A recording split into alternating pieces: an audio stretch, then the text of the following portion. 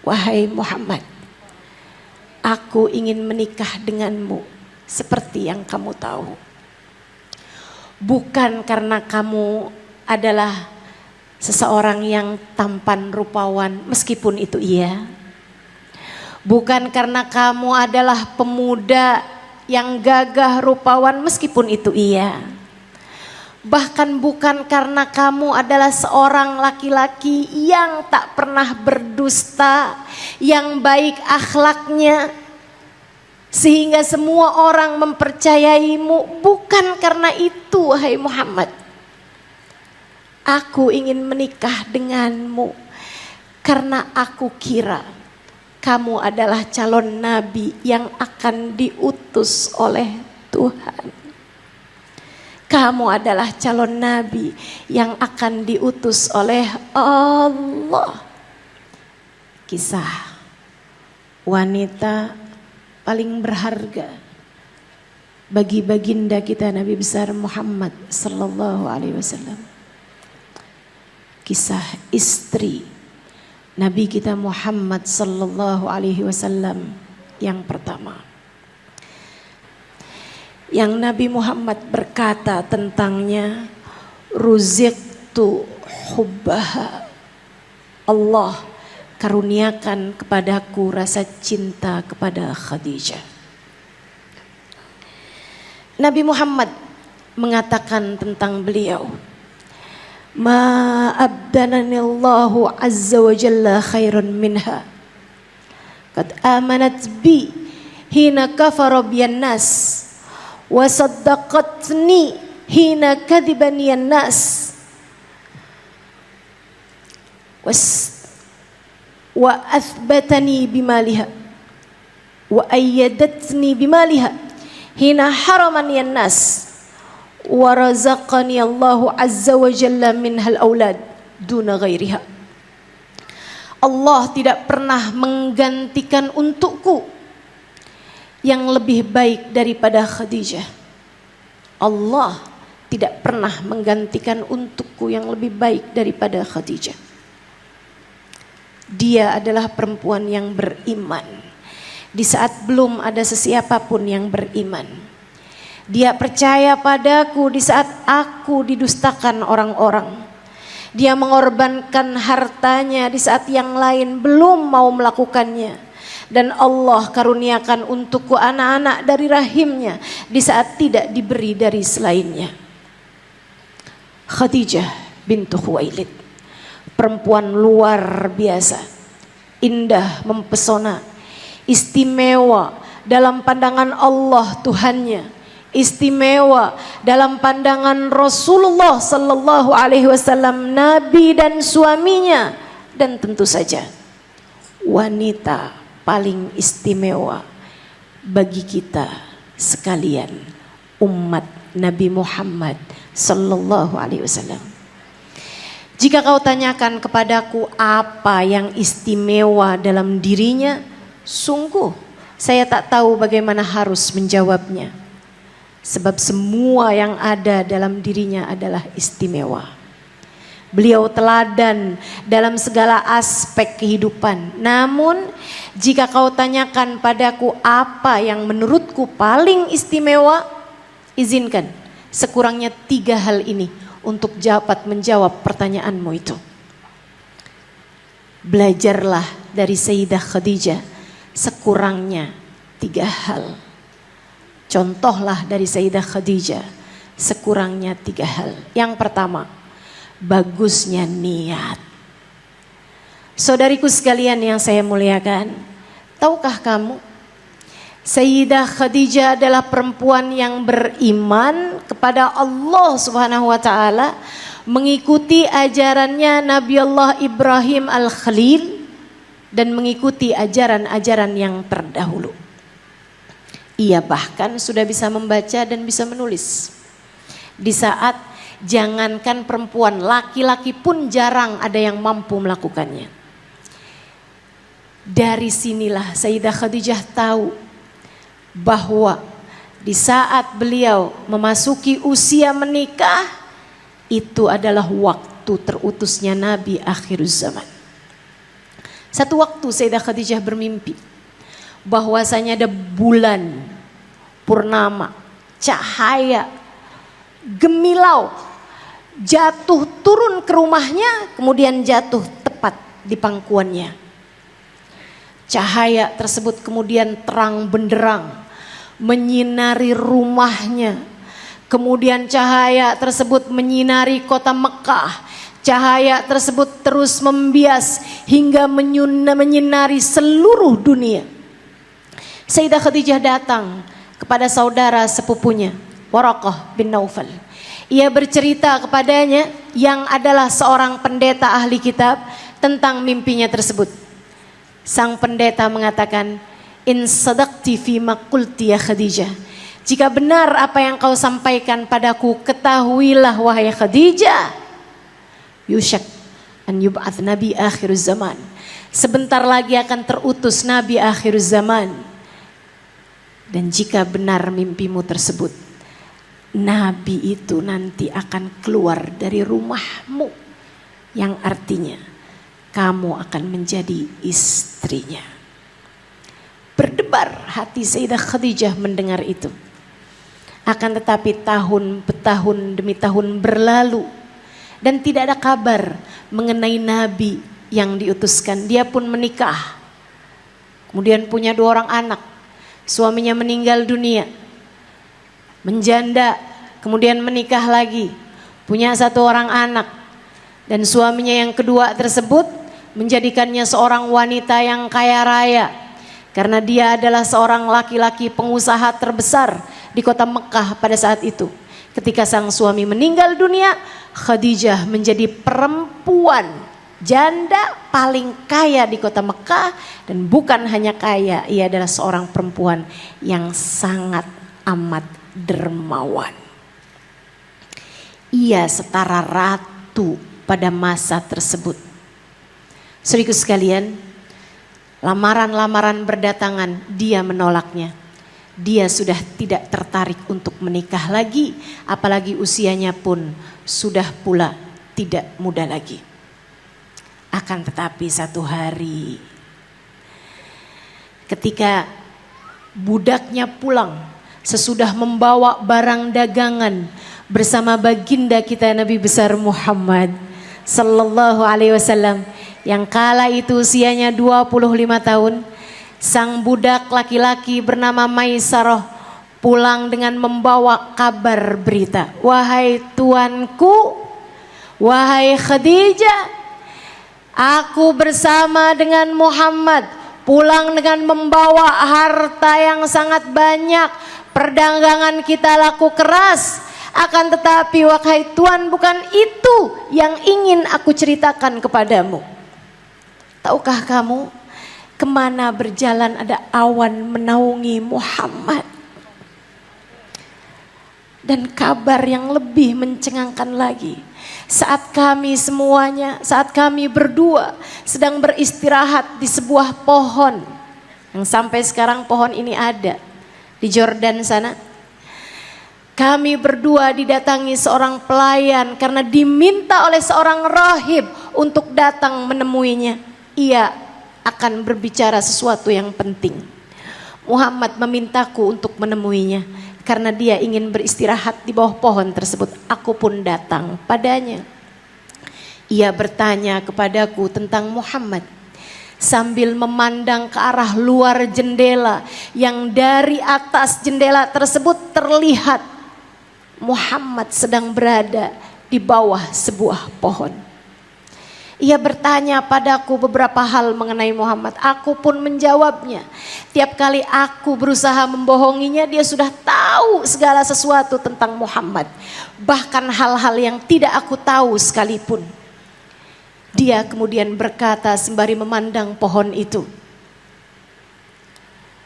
"Innalladzi tahta dhillatil kasyajarah huwan nabi." Ketahuilah, laki-laki yang berada di bawah pohon itu adalah seorang nabi. Tuan, dia ternyata calon nabi yang akan diutuskan. Berdebar hati Khadijah. teringat mimpi-mimpinya di masa ia belia. Ia pun menyimpan hal tersebut. Kemudian ketika ia telah bulat hatinya, ia pun menyampaikan lamaran tersebut. Dan yang ingin saya ceritakan padamu teman-teman, ketika semuanya sudah direncanakan, pesta pernikahan sudah direncanakan, izin dari kedua mempelai dan keluarganya sudah didapatkan, Khadijah menemui Nabi kita Muhammad sallallahu alaihi wasallam untuk menyampaikan sesuatu yang penting. Dengarkanlah ucapannya. Wahai Muhammad, aku ingin menikah denganmu seperti yang kamu tahu. Bukan karena kamu adalah seseorang yang tampan rupawan, meskipun itu iya. Bukan karena kamu adalah pemuda yang gagah rupawan, meskipun itu iya. Bahkan bukan karena kamu adalah seorang laki-laki yang tak pernah berdusta, yang baik akhlaknya sehingga semua orang mempercayaimu. Bukan karena itu, wahai Muhammad. Aku ingin menikah denganmu karena aku kira kamu adalah calon nabi yang akan diutus oleh Tuhan. Kamu adalah calon nabi yang akan diutus oleh Allah. Wahai Muhammad, aku berharap dengan aku menikahimu, engkau dapat membawaku menuju Allah. Aku berharap jika aku menikah denganmu, engkau tidak menyia-nyiakanku dan membawaku menuju Allah. Bawalah aku menuju Allah, wahai Muhammad, yang kelak akan mengutusmu. Khadijah menikah dengan Nabi Muhammad karena Allah, bukan karena mengharapkan diperlakukan dengan baik, karena memang Nabi Muhammad orang baik. Bukan karena berharap diperlakukan dengan penuh cinta, karena Nabi Muhammad sejatinya memang seseorang yang penuh cinta. Bukan.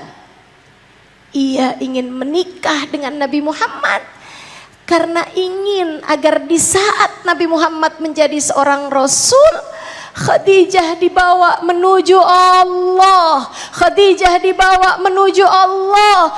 Khadijah menginginkan Nabi Muhammad karena Allah. Khadijah menginginkan Nabi Muhammad bukan karena Nabi Muhammad, melainkan karena Allah. Jika dalam hidup kamu bisa belajar hal ini, kusampaikan padamu bahwa hidupmu akan berlimpahan berkah. Kusampaikan padamu bahwa hidupmu akan penuh dengan kebaikan-kebaikan. Kusampaikan padamu sebab innamal a'malu binniyat wa innamal likulli imri'in ma nawa. Setiap perbuatan tergantung dari bagaimana niatnya, dan setiap orang hanya akan diberi sesuai dengan niatnya. Nabi Muhammad mendengar itu, kemudian berkata, wahai Khadijah, aku tidak tahu kebenaran ucapanmu itu. Saya tidak tahu apakah saya akan menjadi seorang nabi seperti persangkaanmu, ataukah tidak sesuai dengan persangkaanmu. Akan tetapi ku sampaikan padamu, wahai Khadijah, jika aku kelak menjadi seorang nabi, aku tidak akan meninggalkanmu. Namun jika aku ternyata bukan seorang nabi seperti yang kau kira, aku yakin Allah yang kamu ingin menikah denganku karenanya tidak akan menyia-nyiakanmu. Jika aku seorang nabi, aku tak akan meninggalkanmu, wahai Khadijah. Jika aku bukan seorang nabi, kamu kan menikah denganku karena Allah. Aku yakin Allah yang kamu menikah denganku karenanya, dia tidak akan menyia-nyiakanmu. Subhanallah. Subhanallah. Saudariku sekalian, Nabi sangat faham bahwa sesuatu jika dikerjakan karena Allah dan untuk Allah tak akan pernah sia-sia. Jika kamu menikah karena Allah, entah suamimu akan mencintaimu, entah Allah langsung yang akan mencintaimu karena kamu menikah karenanya, dia yang tidak akan pernah menyia-nyiakanmu. Apapun jika dilakukan karena Allah tak akan pernah berujung kecewa. Karenanya jika kamu dalam hidupmu berjumpa kecewa, lihatlah niatmu. Jangan-jangan selama ini kamu meniatkannya bukan karena Allah. Ingat itu. Jika kamu hadir di majelis ini karena Allah, kamu tak akan kecewa meski duduk dimanapun. Jika kamu melakukan segala sesuatu karena Allah, kamu tak akan pernah merasakan kecewa. Sebab Allah lah langsung yang akan memberikan balasannya untukmu. Maka lillahi dama wattasal wa maka li ghairillahi inqata'a wa fasal. Segala sesuatu jika dikarenakan Allah melakukannya, maka akan berkesinambungan dan akan bertemu dengan hasilnya. Akan tetapi jika kamu melakukannya tidak karena Allah, akan terputus dan tidak akan berjumpa dengan hasil yang diharapkan. Kita ingin berujung dengan surga. Kita ingin berujung dengan jumpa kelak di hari akhirat nanti dengan sang baginda. Karenanya di dalam hidupmu di dunia pastikan perbaharuilah niatmu, perbaikilah niatmu, baguskanlah niatmu, bikin indah niatmu itu. Untuk segala macam hal yang kamu lakukan, pastikan kamu melakukannya hanya karena Allah.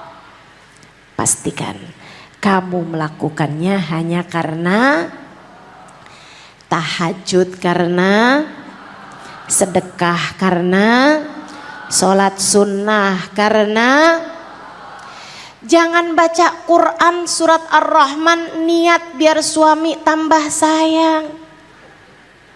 Justru sebaliknya, sayangi suamimu karena kamu berharap Allah yang akan menyayangimu. Ganti, jangan li ajlin nas, jangan karena siapapun, akan tetapi hanya karena insya. Hal kedua yang ingin kita pelajari dari Sayyidah Khadijah, ada 3 aja, adalah kedewasaan, pemikiran yang sangat matang, kebijaksanaan yang luar biasa. Saya akan membawakan untukmu 2 kisah. Yang pertama saat Nabi Muhammad SAW mendapatkan wahyu di Gua Hiro. Nabi Muhammad pulang dengan panik, berlari-lari, tubuhnya gemetar, mengetuk-ngetuk pintu. Kemudian Sayyidah Khadijah membukanya. Nabi Muhammad gemetaran hanya berkata dengan satu ucapan, Zammiluni ya Khadijah, zammiluni. Selimutilah aku wahai Khadijah, segeralah selimuti aku. Sayyidah Khadijah melihat suaminya panik, gak ikutan panik. Kenapa? Dewasa, bijaksana. Kamukah orangnya yang begitu? Atau justru sebaliknya, suami panik gak kalah panik istrinya. Anak sakit, suami panik, istrinya lebih-lebih lagi. Suami panik, istri pingsan. Belajarlah kebijaksanaan dari Khadijah. Ia adalah perempuan matang Ia tahu apa yang harus dilakukan. Ia tahu apa yang harus dilakukan. Iman membuatnya tenang dalam segala keadaan. Dipapahnya suaminya dengan penuh kasih sayang. Sampai ia dibaringkan di atas pembaringan. Diselimuti suaminya sesuai dengan perintahnya. Terus sampai suaminya tenang, ia buatkan mungkin kalau di kita semacam minuman-minuman hangat. Sampai kemudian ketika suaminya tenang, tanpa ditanya suaminya bercerita tentang apa yang terjadi baru saja ketika ia di gua Hiro tadi. Seseorang datang padaku, wahai Khadijah. Ia kemudian mendekapku seraya mengatakan, ya Muhammad iqra, wahai Muhammad bacalah. Aku bilang, ma'ana biqari, saya nggak bisa baca.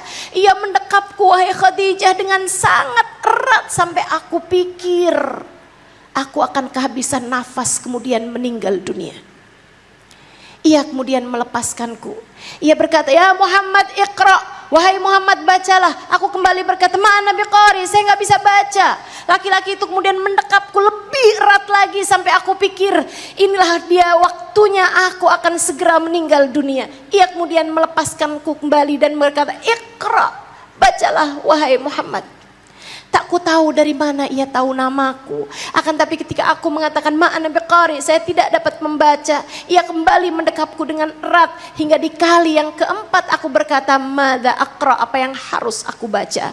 Laki-laki itu berkata, iqra bismi rabbikal ladzi khalaq, khalaqal insana min 'alaq, iqra wa rabbukal akram alladzi 'allama bil qalam 'allamal insana ma lam ya'lam. Bacalah wahai Muhammad, demi Tuhanmu yang telah menciptakan manusia dari segumpal darah. Bacalah demi Tuhanmu yang maha mulia, yang telah mengajarkan dengan pena, mengajarkan manusia apa yang tidak dia ketahui. Laki-laki tersebut kemudian meninggalkanku.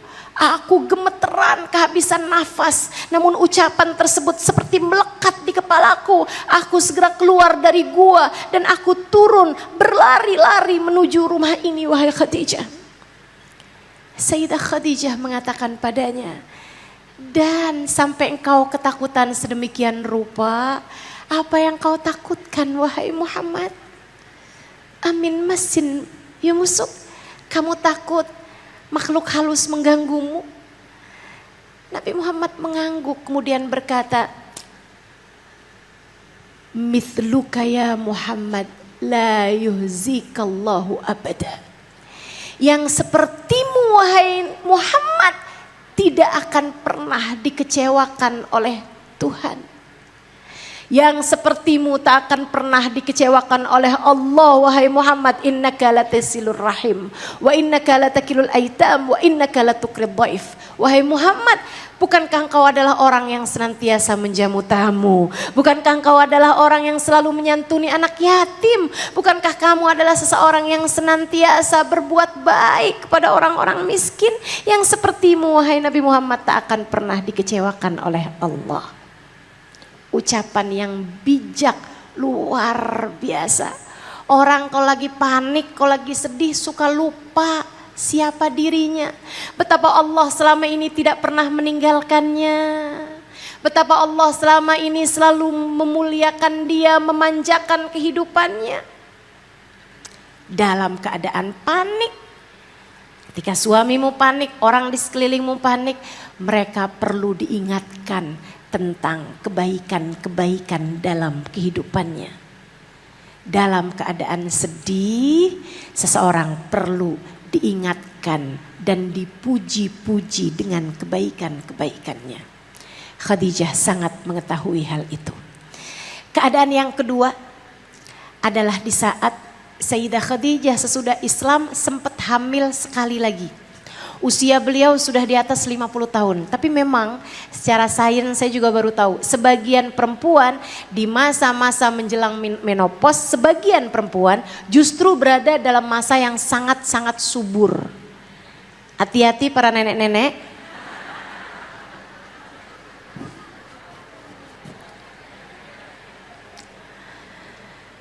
Khadijah kembali hamil. Kemudian ia melahirkan.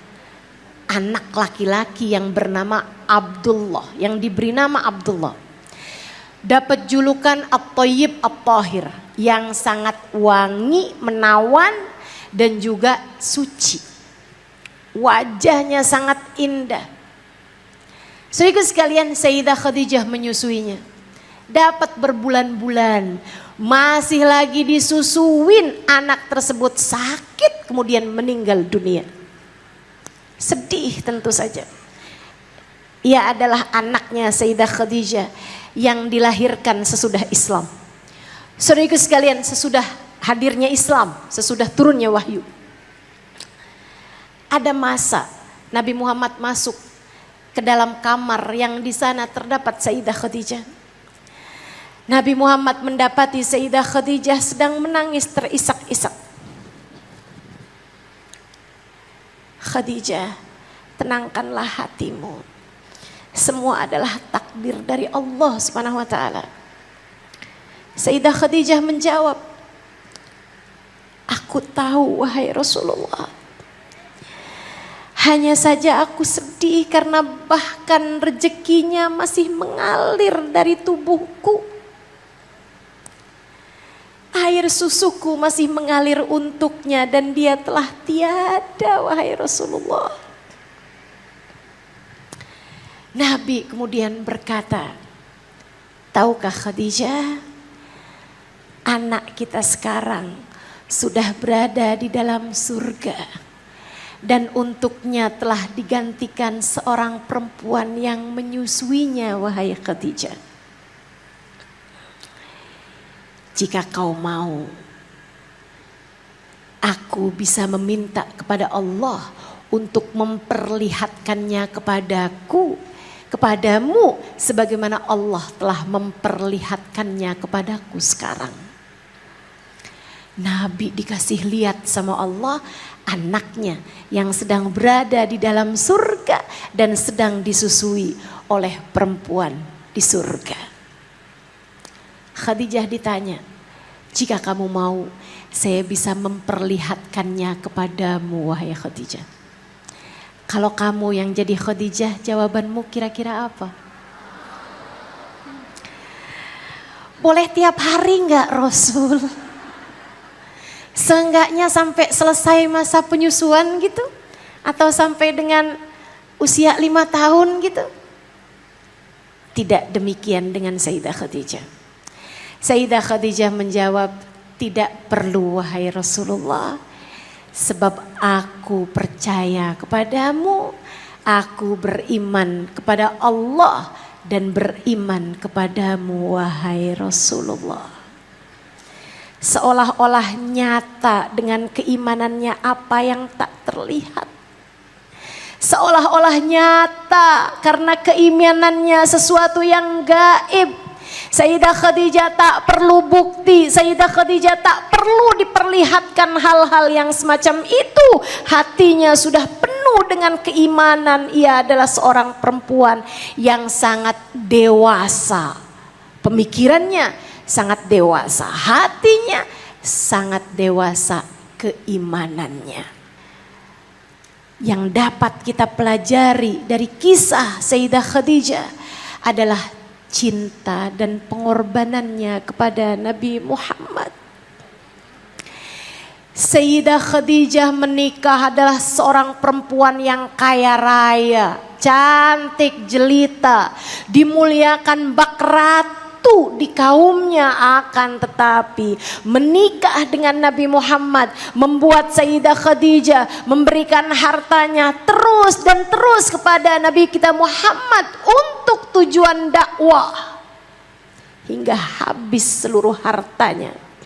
Bahkan mereka berdua harus diboikot oleh kaumnya, tidak diperkenankan untuk menjual ataupun membeli. Bahkan keduanya diasingkan di sebuah lembah hingga membuat Sayyidah Khadijah harus menahan lapar berhari-hari. Hingga bahkan seperti kisahnya, Kuntu amshi amyalan, saya harus berjalan bermil-mil jauhnya hanya untuk mencari daun-daunan hijau, sekedar mengganjal lapar yang sudah tidak tertahankan. Keduanya harus mengganjal perut dengan batu berhari-hari lamanya.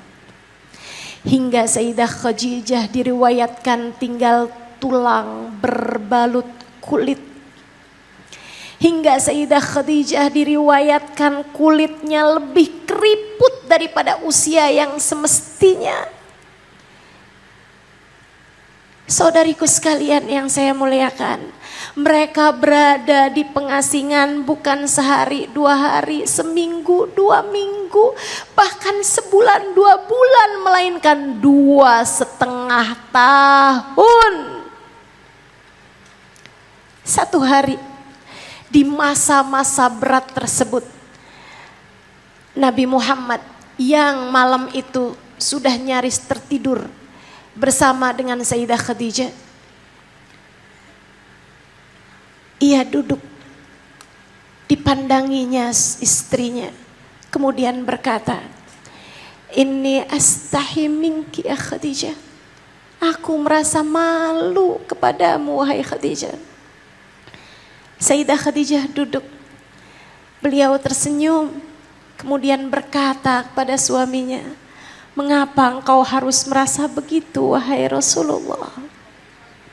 Jangan merasa begitu wahai Rasul." Nabi kemudian berkata, "Aku ingat aku menikah denganmu sedangkan engkau wanita yang kaya raya wahai Khadijah, apapun untukmu tersedia. Namun kini, maafkan aku Khadijah, bahkan untuk sekedar makan mengganjal lapar kita tidak memilikinya. Aku malu padamu Khadijah. Aku menikah sedangkan kau adalah perempuan yang dimuliakan kaummu. Kini kita bahkan harus terasing di lembah ini wahai Khadijah. Aku malu padamu. Aku menikah denganmu sedangkan kau adalah wanita yang sangat cantik jelita. Maafkan aku wahai Khadijah." Sayyidah Khadijah tersenyum, kemudian berkata, "Tidak wahai Rasulullah, jangan pernah merasa begitu. Engkau harus tahu, sejak aku menikah denganmu, aku jadikan seluruh waktuku, seluruh tenagaku, seluruh hembusan nafasku, bahkan hidup matiku untukmu ya Rasulullah. Nyawa satu-satunya yang aku punya, aku sudah mengorbankannya untukmu wahai Rasulullah. Untukmu wahai Rasulullah." Tak heran jika cinta ini dibalas cinta dari Allah Subhanahu wa taala, dari baginda kita Nabi besar Muhammad sallallahu alaihi wasallam. Nabi Muhammad sangat mencintainya. Hingga bahkan Sayyidah Aisyah mengatakan, "Aku tidak pernah mencemburui istri-istri Nabi Muhammad yang lain. Justru yang aku cemburui adalah istri Nabi Muhammad yang sudah meninggal dunia. Karena tidak ada satu hari melainkan Nabi Muhammad akan menyebut-nyebut nama istrinya tersebut." Aku dulu pernah makan makanan ini bersama dengan Khadijah. Aku pernah berjumpa dengan perempuan itu, dia adalah kawan Khadijah. Khadijah, setiap hari Nabi Muhammad mendoakannya. Hingga suatu hari Sayyidah Aisyah mengatakan, "Ila mata ya Rasulullah, Khadijah. Sampai kapan kau menyebut-nyebut namanya wahai Rasulullah? Bukankah telah digantikan untukmu wanita yang lebih baik daripada Khadijah?" Nabi Muhammad mendadak marah kemudian berkata, "Walladzi ba'atsani bil haqqi nabiyya ma abdalani Allahu taala bi khairin minha." Sungguh demi Allah yang telah mengutusku sebagai seorang nabi, Allah tidak pernah menggantikan untukku perempuan yang lebih baik daripada Khadijah. Dia beriman kepadaku di saat belum ada sesiapa pun yang beriman. Dia mengorbankan hartanya untukku di saat belum ada sesiapa pun yang melakukannya. Dia percaya padaku di saat aku didustakan orang-orang. Dan Allah anugerahkan untukku anak-anak dari rahimnya yang tidak dianugerahkan Allah dari perempuan selainnya. Sayyidah Aisyah meriwayatkan, sejak hari itu tak pernah kusebut Sayyidah Khadijah kecuali dengan penuh pengagungan. Saudariku sekalian yang saya muliakan, ia adalah perempuan paling tercinta di hati baginda Nabi besar Muhammad.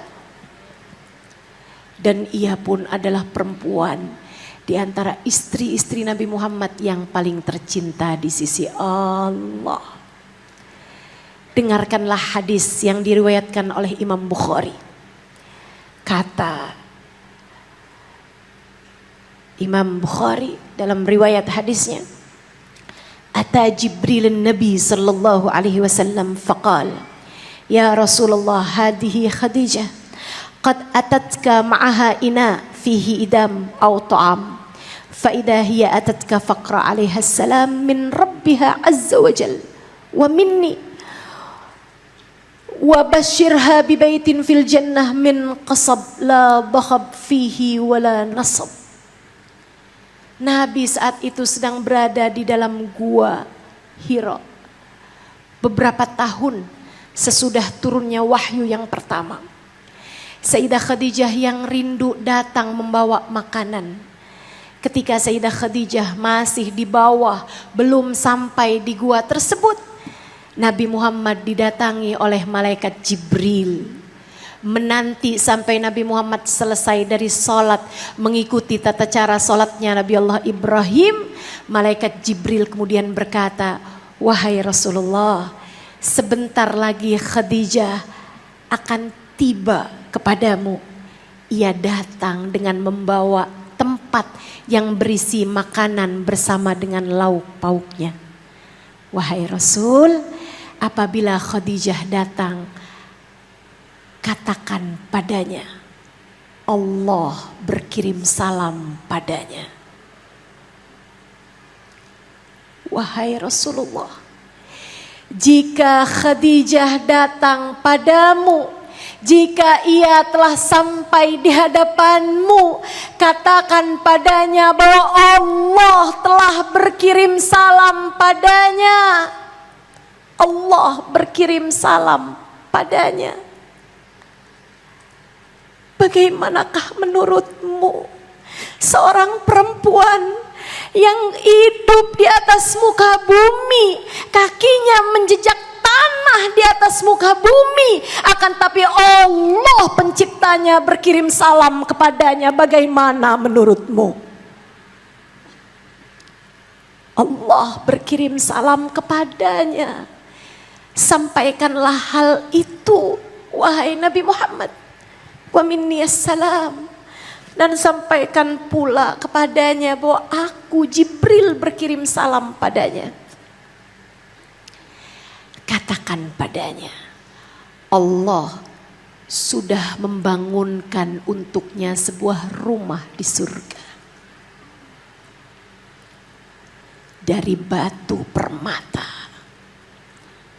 Di dalamnya tak akan ada lagi kesusahan, tak akan ada lagi kelelahan.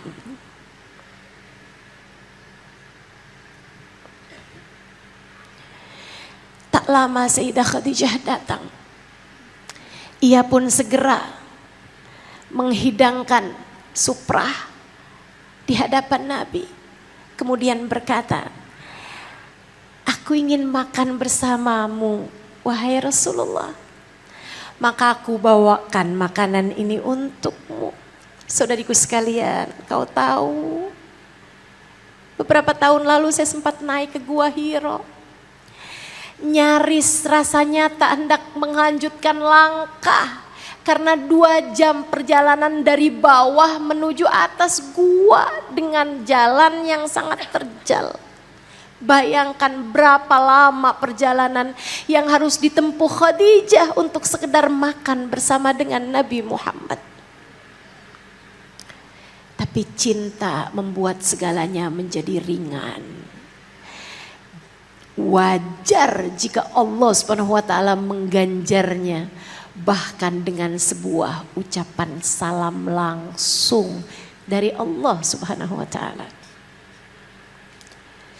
Nabi Muhammad mengatakan, "Wahai Khadijah, baru saja Jibril datang padaku menyampaikan pesan bahwasanya engkau akan segera datang kemari."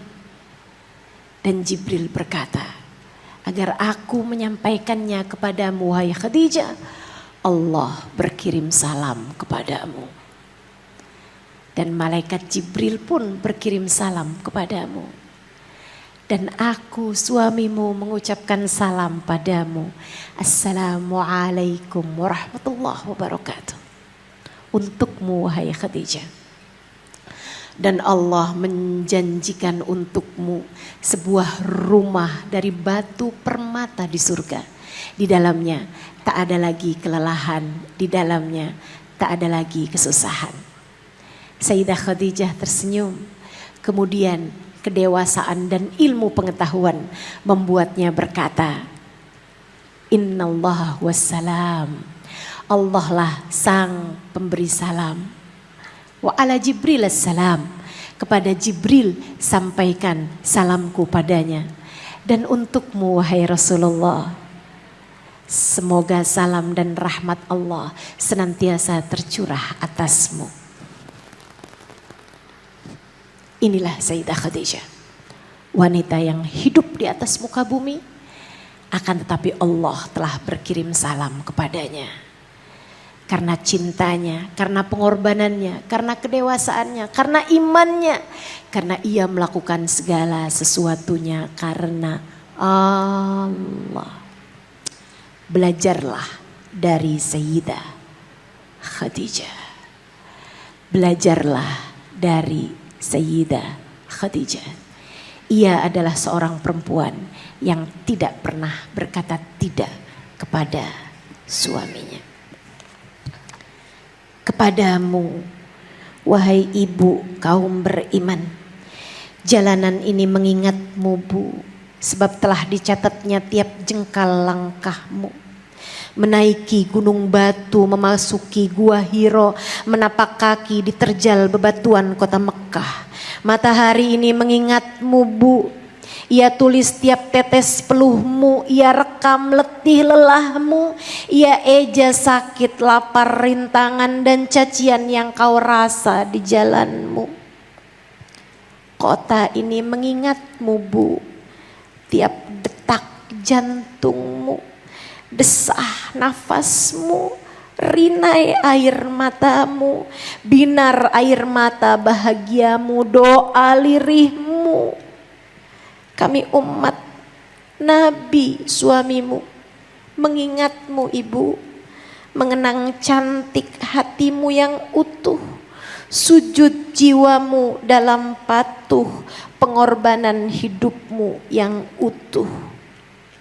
Ibu, wahai ibu kaum beriman, wahai ummahatul mukminin, kami mencintaimu. Kita bacakan Fatihah terkhusus Sayyidah Khadijah. Annallaha yaghfir laha wa yarhamha wa ya'li darajatiha fil jannah wa yanfa'una bi barakatiha wa asrariha wa anwariha wa ulumiha wa nafahatiha fid din wad dunya wal akhirah. Al-Fatihah.